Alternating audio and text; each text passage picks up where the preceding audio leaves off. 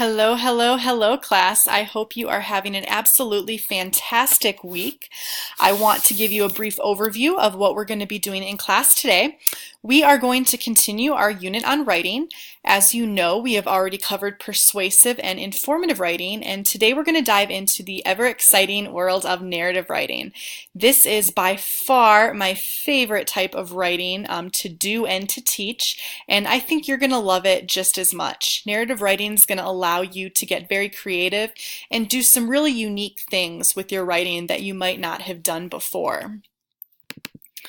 So let's first take a look at what is narrative writing. So narrative writing is a story, fiction or nonfiction, that is told to you. A narrator, a character, or a series of characters tell a story. If it is a nonfiction piece of narrative writing, the author is telling the story from his or her point of view. Unlike informative or persuasive writing, we don't need to have research to back up our claims or a topic. In narrative writing, there are going to be 6 other elements that we're going to look at that will help make our writing effective and engaging.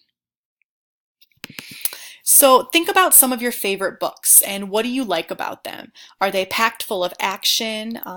Do the characters do something that make you feel happy, sad, angry, or really nervous? Maybe the book takes place in the countryside or in your favorite seaside town. Maybe the characters have some really funny banter going on back and forth and they make you laugh.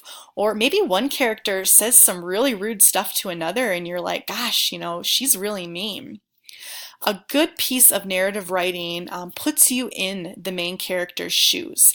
It makes you feel their emotions, their sad, their happiness. If the character is really cold, you should feel cold too through a really good piece of writing. If the book takes place on a boat, you should feel like you're on a boat in that setting or that period of time that the characters are in. Before we dive too deep into the elements of narrative writing, we are of course going to do our pre-writing activity.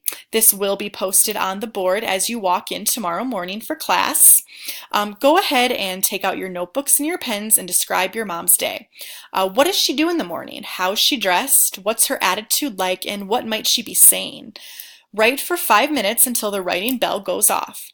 Then exchange your writing with your weekly writing buddy and read each other's work. Take note into how your writing buddy described his or her mom. What's she wearing? Is she mad? Is she sad? Is she happy? What's she saying? As you're reading, try to see if you can picture yourself in your friend's shoes and what he or she goes through each morning as they're getting ready for school. And then let's take a look at the 6 elements of narrative writing: plot, character, setting, tone, theme, and point of view. You are going to have a graphic organizer on your desk with these 6 elements. You can see that there is a definition of each element in the graphic organizer.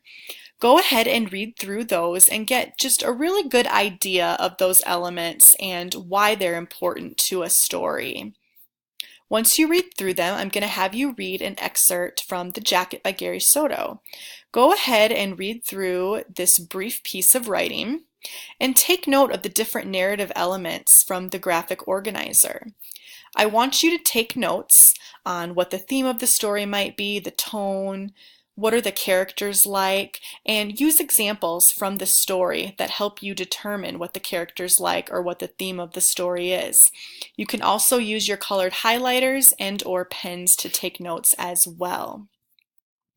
After you're done reading, use that graphic organizer or your notes, and you are going to write your own narrative. This is where the fun begins.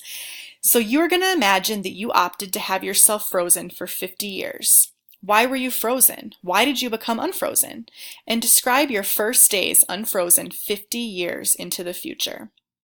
I want this to be a page to 2 pages in your notebook or on your laptop, whichever method you prefer to use. If you're not quite done, that's all right. Go ahead and save a draft on your computer and upload it to our classroom site, or put your written piece in the Dropbox as you leave class.